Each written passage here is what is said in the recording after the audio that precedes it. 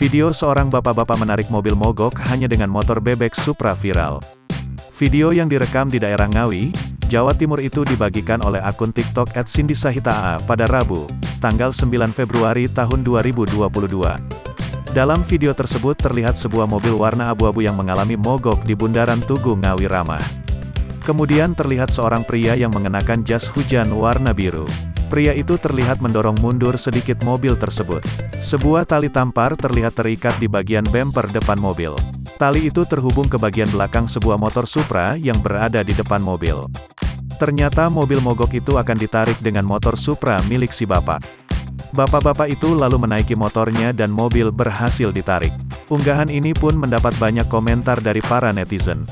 Video ini sendiri viral dan sudah dilihat sebanyak oleh 1,6 juta kali oleh pengguna TikTok.